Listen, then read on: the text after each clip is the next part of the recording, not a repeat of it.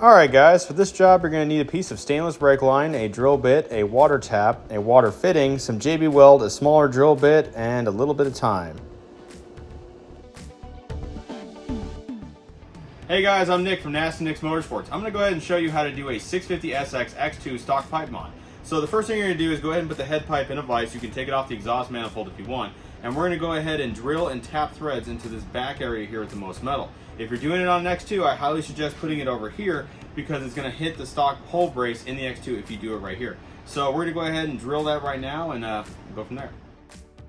Alright guys, so we went ahead and drilled into it. You don't want to go all the way through the pipe. You want to stop just before it goes in all the way. And you're going to see the drill bit actually made a perfect little dimple right there. And now that's about how big of a hole we're going to put there right now. Alright guys, might be a little bit hard to see, but what I did is I put a very tiny hole in there, and then what I'm doing is I'm using a very small drill bit.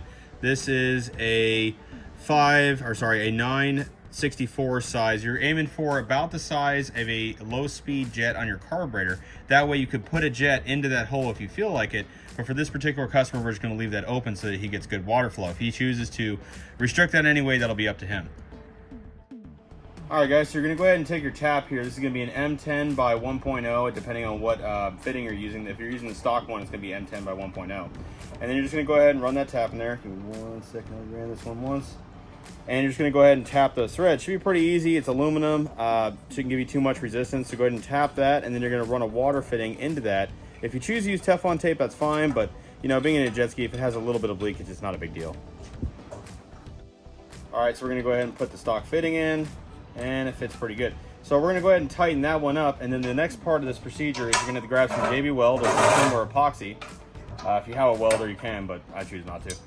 The inside of the pipe here, there's a very small water inlet right here. It's actually much bigger than the hole you just put in the previous part, and we're going to go ahead and cap that with some JB Weld. So you're going to clean that surface up with some sandpaper and put some JB Weld down. Alright guys, so as you can see, I just cleaned up that hole with a little bit of sandpaper and did some minor prep. So we're going to go ahead and cap off that hole. JB Weld works great, and many years I've been doing this, I haven't had one pop yet. So just use a little bit more liberal there and just go ahead and cap that whole area. Alright, go ahead and set this thing up somewhere it can't fall at the right angle.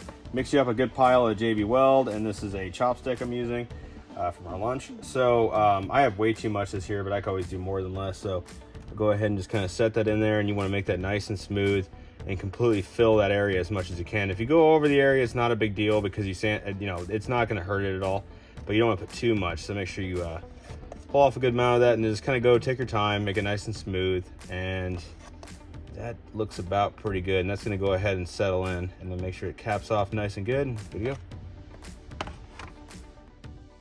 Alright guys, so the next part, go ahead and take the cone and go ahead and clamp it in the vise. So what I did is I drilled a 3/8 hole, and I took some 3/8 brake line, and I'm just going to go ahead and set that in there and then run a nice bead weld right around the front of that. Now you could also tap that hole with threads and put a brass fitting there. However, I don't really like doing that because sometimes that brass fitting can fall out. A lot of times people will try epoxying in, that also falls out. So if you have access to a welder, that is the best way. So I'm going to go ahead and do that, and I'll show you the next part. Alright guys, this is the finished product. So what I did is I went ahead and stuck the brake line in there. Did a nice little weld around the front of this thing, and then while it was hot, I just stuck a screwdriver in here and bent it back. So now you can go ahead and clamp on a water line to that, and looks pretty good. Hey guys, showing you the finished product here. So alternatively, you could have taken the nipple here, cut that off the back, and welded it up front. On this particular job, we're just going to go ahead and cap this with a screw or some epoxy. This is showing the water routing right here. You can go ahead and run it from the back side of the pipe down to a T, and then one side go into the cone and one side go into your water bypass. You can choose to restrict or enlarge those based on your setup. And then up here on the top, the stock fitting and going out the hole, just go ahead and put that in stock location. You can either cap that too, depending on your setup. And this one goes to your head. Overall, this pipe's ready to roll, and hope you guys enjoyed watching the video.